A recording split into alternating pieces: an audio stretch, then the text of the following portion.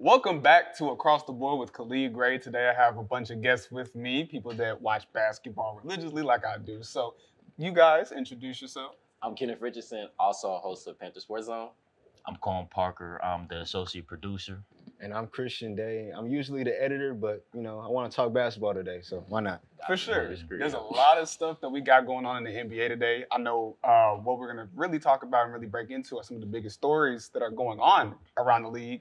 And I think a really good, comfortable point to really start is what's happening with the 76ers.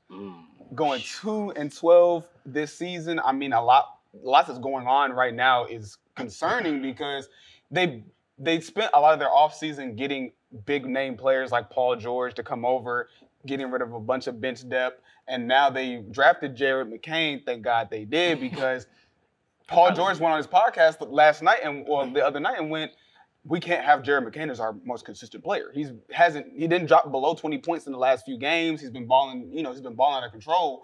But my question to you guys is, when y'all saw that Tyrese Maxey quote that went all over the internet, what went through y'all mind when y'all understood that Joel Embiid is just not reliable right now?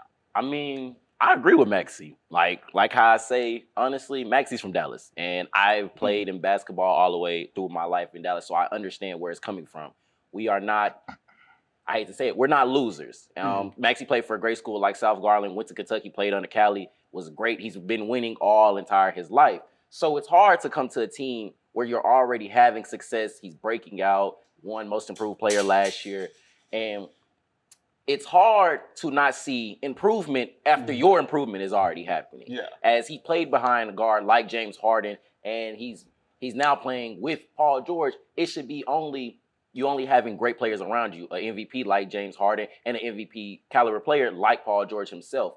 But it's as when they're playing, it just doesn't look together and it doesn't look good. Because now I'm looking at the Sixers. The Sixers are 2-12. This is the same team that won the play-in last year to play against the Knicks and made up a really good fought against a great Knicks team.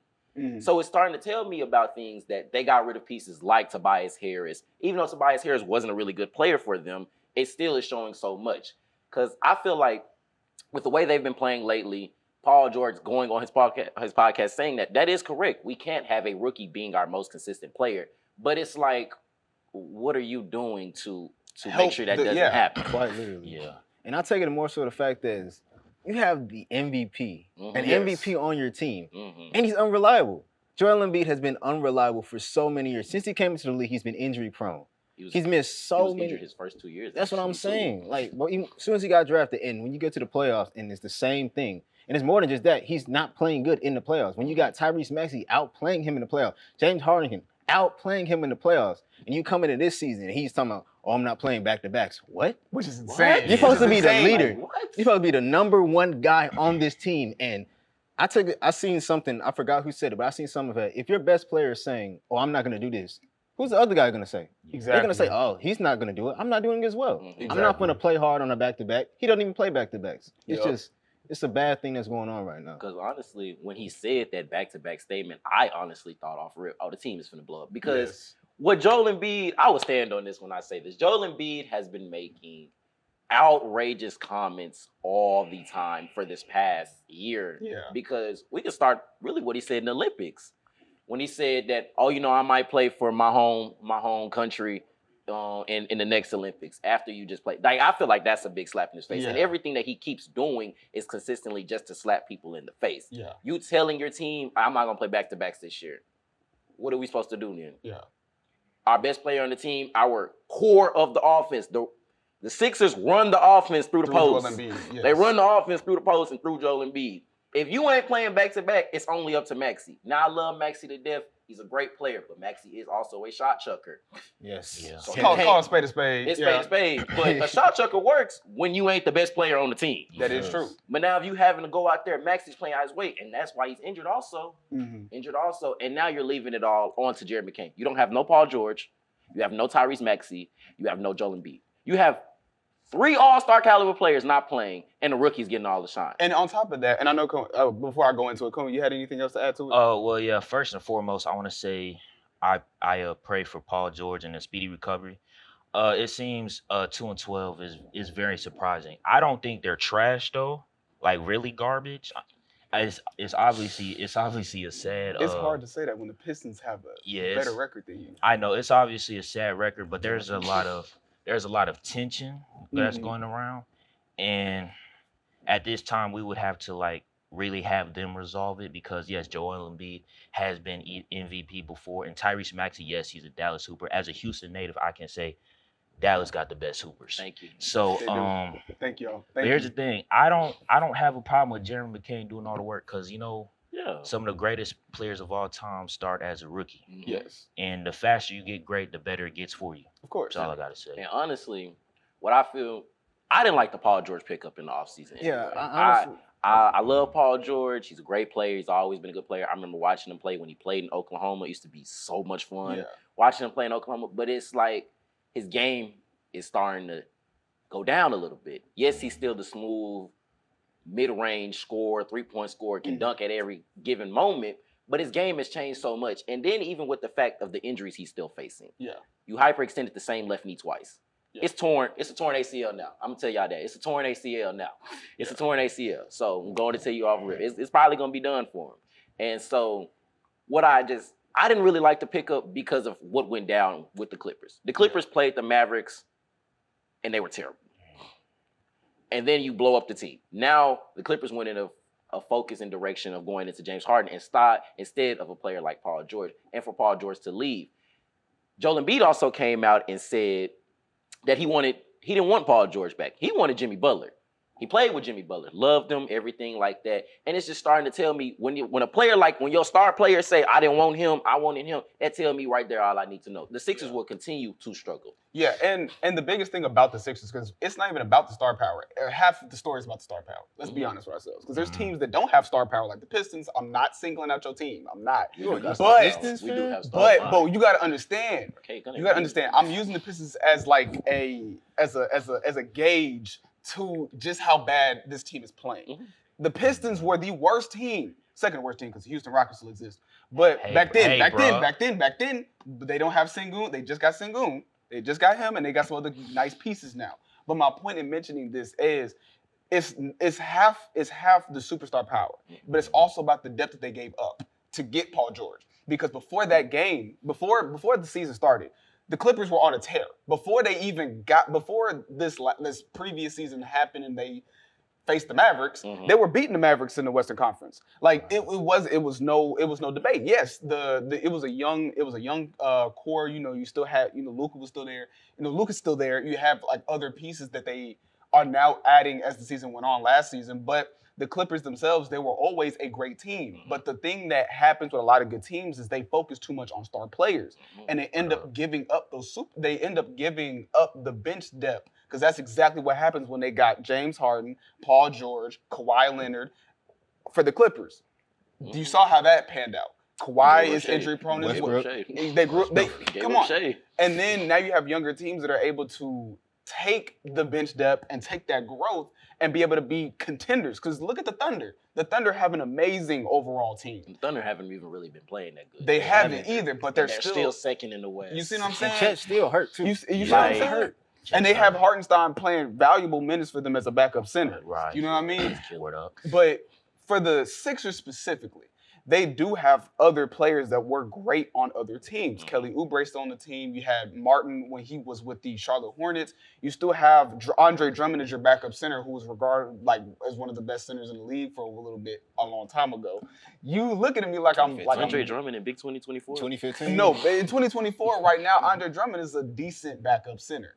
Decent at most. His play style is not fit for the league anymore. Yeah, right. But when you think about just what they have, they still have the pieces, but it's hard to do that. Even with Kyle Lowry, you still have Kyle Lowry in the team, but it's hard to do that when your star players are saying that I don't want to play back-to-backs, and they're injury prone. And then on top of that, coming off of having an amazing Olympic run and saying that as well, which is kind of crazy. Joel Embiid coming off an Olympic run and still doing great in that series, and then coming to the league and doing what he's doing. Because even when he is playing, he's still not playing good. You know what I mean? But superstars tend to do that. But then for the Sixers, it's something different. I still can't figure out what's wrong with the Sixers. I'll let you after I say this.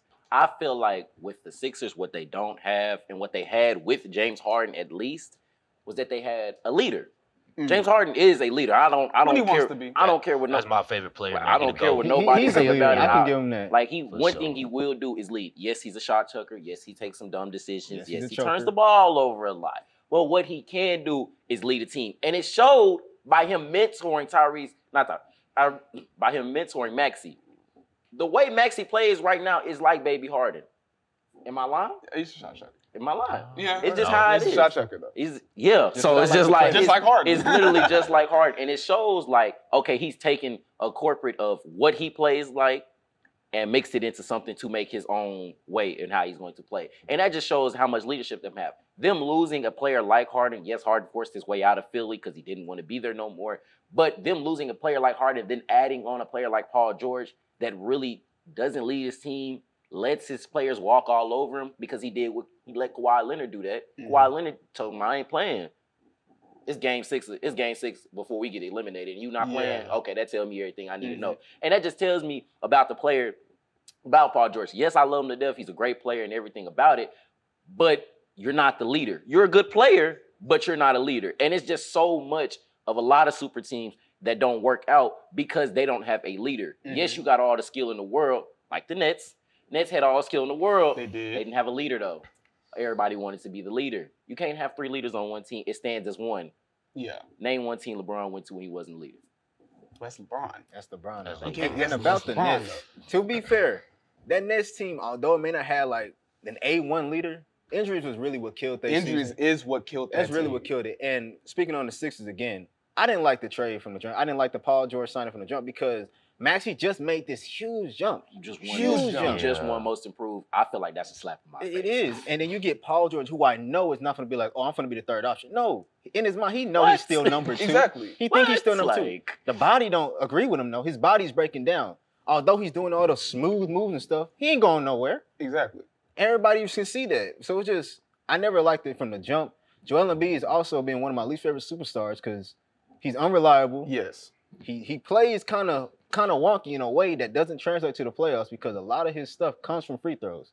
They call it differently in the Free playoffs. throws and elbow post, See? like stuff like that. And it's not to take away from how he moves and his play style because he's still Jokic, MVP. because Jokic, let's be completely honest with ourselves, and y'all can say whatever y'all want to say about this, but Jokic is one of the best centers, if not the best center in the league right now. He's the best Nah. player in the league. Best player is crazy. Yes, was best gonna say player in the league. So No, he Argue said that. no though. So I don't- No, I'm saying no. I agree with Oh, you. you agree? But okay, Yeah, I but do. my point in mentioning He's Jokic very slow, specific- though. He's slow, But- but the thing about Jokic is, but the thing about players like Jokic and even his play style, I'm not saying they play exactly the same, but they're 2 big centers that have a slow play style. Right. That have a very established play style. But the only difference between him and Joel Embiid is that Jokic is not only a leader, but he has other things in his bag that can allow for other people to be involved. Joel Embiid does not have a play style that you can run an offense through him. You can't. You have to give the ball to him. And on top of that, because we saw it in the Olympics, his play style does not translate into the EuroLeague game either.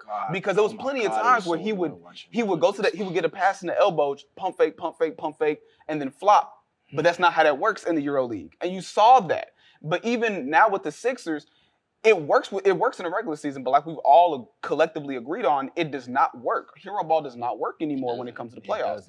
And my biggest example of that are the Cavaliers. Because I was going to translate. I was going to transition. I love it. I was going to transition. But the Cavaliers now they're 15 and 1. 16 No, 16 and 1. 16 Yeah, because they're 16 and 1, but they were 15 and 0 before. That was like having one of the best beginning of the seasons that we haven't seen. Celtics the only ones who beat them. Exactly. So when you think about that, because it's not just the Cavaliers that they have superstars, but they're not banking on a superstar to get us to the playoffs or get us to a win. Because we see it with the Thunder. The Thunder have assembled a great young team. I mean, you have Shea, you have Williams, you have Chet, you have Dort, which is honestly one of the best perimeter defenders in the league. I will stand on that hill. I'm not gonna say the best, but one of the best.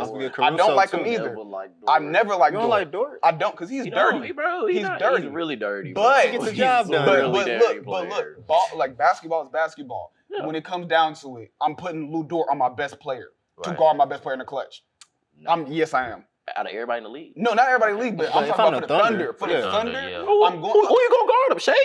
You got Caruso still. You still have Caruso too, but like Caruso kind of Defensive wise. You gotta give people credit when credit is due. Thunder have some of the best perimeter defenders They in the do. league. They have Caruso, They have a great and defensive team. they have a very good defense team. They're built to switch. They are built to switch. But for the Cavaliers specifically, when you think about how the Cavs are built, you have Donovan Mitchell, Darius Garland, Evan Mobley, Jared Allen, you have Isaac Okoro coming off the bench, you still have Karis LeVert, you have an amazing squad. You have Wade, which is pretty, George Niang, you have I'm thinking who else am I missing? I feel like I'm missing some It's a people. lot. It's just a lot of people on that team. But That team is deep. You have you see what I'm saying? You have depth for years. Yeah. And that is the blueprint that's going to help a lot of these teams win. And the Thunder have realized that, but specifically for the Cavaliers, that matchup against the Celtics, let's talk about that game specifically because I'm going to bring it up to a bigger picture. Darius Garland shot 3 for 21 that game. Yeah. And they lost by, what, 3? 3 points. 3-point shot. Darius Garland's not going to shoot. Y'all better be on the lookout. You see what I'm saying? Yeah. My favorite to take the East, and we were talking about this on Game Time on the radio. My pick to take the East is going to be the Cavaliers, because they're the only threat they're the only threat to the East aside from the Celtics. You feel what I'm saying? But my question to you guys is, the idea of a super team is no longer do you guys think the idea of a super team is no longer your superstar? It's more about everybody that comes together. Go ahead. Okay, well, I'll definitely say that the era of get this star, we gonna win a championship is done. Too many teams have talent on their team. There's so much talent in the NBA that every team has a little bit of depth. But what changes teams and makes good teams, great teams is coaching, culture, and you gotta have at least one star. When the game slows down in the playoffs, you gotta have that star to say, give me the ball. I'm gonna make sure we don't lose this game. Yeah. You look at every top team in the league, they at least got one. Yeah. They at least got one. You don't need 2, 3. KD Warriors ain't never coming back again. That was an anomaly with depth and stars. KD Warriors. Yeah. Really, I ain't gonna lie. Warriors I ain't gonna and really the Warriors. That's what I'm saying. It really has came back. Bro, the Celtics pay every single player they have, and they're locked up. The Celtics is the scariest team that's to the me because anomaly of the league they right are now. But that's a all different type of paid and they super are team. all good. Because it's really only one superstar. It's just in a bunch of depth. It's 2. And Okay, I guess Finals MVP superstar. No, it's not. I guess Jaylen Brown. Jason He the best player on the Celtics. Hell, No, Jason Tatum's not the best player. No. it's just Well, Jaylen. honestly, It's Jaylen Brown. Honestly, I do think so. He is the best player with the Celtics because, Jaylen Brown, he did do his thing for the NBA Finals, but when you have somebody that's leads the most in points, assists, blocks, and rebounds, and for him not to get the Finals MVP is just something there. But I think it was more about Jaylen Brown's impact, and I say that specifically because I'm gonna tie it back to the reason why I mentioned the super teams talk. But Jason Tatum specifically is he's a phenomenal player, superstar. But Jaylen Brown's impact, you take Jaylen Brown away from that team in the finals, if you take back Jaylen Brown out of that finals run, the Mavericks are gonna have they're gonna have a way easier time playing against that defense. Jaylen Brown is what ignites that defense. It starts with him. He had clutch moments down the stretch in games as well. The games that matter, the earlier games, Jaylen Brown was clutch as well. So it makes sense for him to get Finals MVP. Defense plus being clutch. Mm-hmm. I think he didn't play bad until game 4 or 5. The last game. Something like that. But even when he plays bad, he still does all the dirty work. And that's the reason why I'm gonna tie it back into the super teams. They're an anomaly. The Celtics are an anomaly. They are. Let's just say that. Because Peyton Pritchard's y'all backup point guard, and he can drop 30 if he really wants to. I can't stand Derek. You feel what I'm saying? And then Derek White is Whoa. wait, why we having Derek White hate? Derek White straight. He get good out of nowhere, Bro, bro. I'm not gonna lie. Out of everybody people, on that team that I do not like, Derek White is the most likable player on the is. team. Even when he was with San Derek White Antonio. and Drew Holiday are the most likable players on the team. See, and that's another thing. I'm just a hater. Who is it? It's the so Celtics. real. It's so real. But yeah, dissecting the Celtics, you have Drew Holiday as your starting point guard, one of the best perimeter defenders in the league, one of the best perimeter defenders in the league. Still, Jaylen Brown at your 2 or 3, whatever. You could put Derek White there too, but you have Drew Holiday, Derek White, Jason Tatum, Jaylen Brown, and now in your rotation you have Horford because KP's not in, or you could put Cornette there too. You bring up a great point about Porzingis. Wait till he come back. Porzingis ain't even playing and they still good. Like that's all that tells me right there, bro. Like I will admit this. They did have an easy final run. 100%. I can't lie about it. Yes, bro. Y'all played the Cavs, Pacers.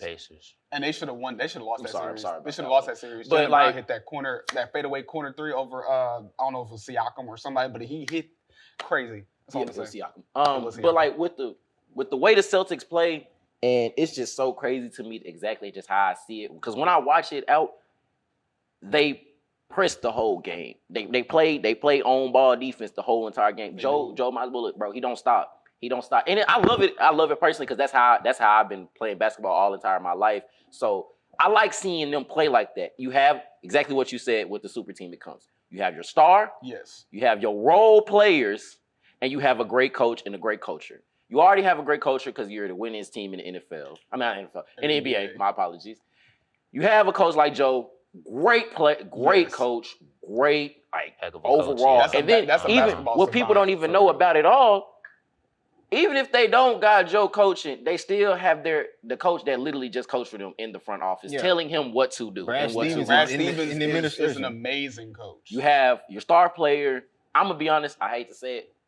I think Tatum's the best player on the team. Sorry. That's not like crazy to say. I love Tatum more. I used to be like you. I used to be a hater. I'm not gonna lie. I used to hate on it. But it's after a while you seriously start to watch the basketball and you just like, I can't even hate on it. Yeah. And so with the culture, star player, and every single player on their team got a role and they do it perfectly. Yeah. Drew Holiday is the best defender on the team. Yes.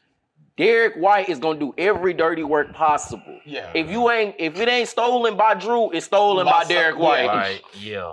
You got Al Horford. Oh my God, I cannot stand Al Horford. Al Horford don't do nothing but sit in the corner and shoot threes and make money. And I can't get mad. But he does it so well though.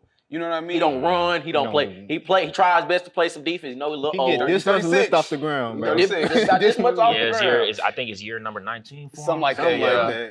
And he was a part of that really good Hawks team in 2024, 2025. And that's 2024, 2014. 2015. With some young with Teague, ISO Joe, you had Horford, you still had like Josh Smith. You had like a really good team on that. But the final thing I'm gonna say real quick, and I'm gonna keep it at that. The blueprint to what a lot of teams have, and the reason why I say the Celtics are an anomaly is because they have several superstars, but that's their depth. So if you're not like, and I'm glad that you said it, if it's not stolen by Drew, it's stolen by Derek White. If it's not stolen by Drew or Derek White, it's stolen by Jaylen Brown. If it's not stolen by him, it's stolen by Jason Tatum. And it just keeps going on. And then the best thing about it, they all shoot the three. Everybody can shoot the three. They almost first game of the season, they almost broke the NBA team 3-point record. The first game. You know what I mean? To come to a championship team, this is what you have to have. You have to either have a team like the Celtics where everybody can shoot. Because if everybody can shoot, it makes you unguardable. And play defense. You don't know what you're going to do at that point. If everybody can shoot, it's going to be a shootout. Henceforth, the Thunder, they're a shootout team also. Or you can go the other route, what I personally like and what I feel like the Lakers need to do. If you have a player like Anthony Davis, I love Anthony Davis to death, but Anthony Davis ain't no center. That's a power forward. He a power forward at heart. That is a true power forward. They have to get a pure defensive player. I'm talking, he don't know offense. That's what I'm feeling. He don't know offense. Position, he only know at the center position. What else you need? Braun gonna got him. You know why? Howard and Braun got him. Literally, because during that bubble run, that's exactly what they had with Dwight Howard. And bring them back. They had Howard and Cousins. They had JaVale McGee. Yeah, all playing. Those three inside centers. And those are the OG centers at the time. Exactly. Yeah. So a lot of basketball talk today. A lot of stuff that's really, really good. I'm glad that we touched on, the early season struggles with the Sixers, what makes a championship team, as well as the blueprint to what makes a team that scary. You know what I mean? We talked about the anomaly of the Celtics, the amazing stint that the Cavs and their depth, and how more normal it is on the talks of what's a good super team. And what's not a good super team with the Sixers. So but for the next episode of Across the Board, I like talking about basketball. I think this is our first like actual sit down basketball episode. So gotta keep doing these because basketball's in full swing. Yeah. And we're gonna incorporate PV and more college hoops as well in the next coming episodes and really break it down. We're gonna also have Tiller and some more people to talk about women's basketball and break down what's going on there because South Carolina's on a roll, LSU's on a roll, and it's a lot more teams that are really doing a lot. But this has been Across the Board with Khalid Gray. And Kenneth Richardson. Cohen Parker. And Christian Day. And we're glad that you stayed with us today to watch another installment of Across the Board. We will see you guys in the next episode.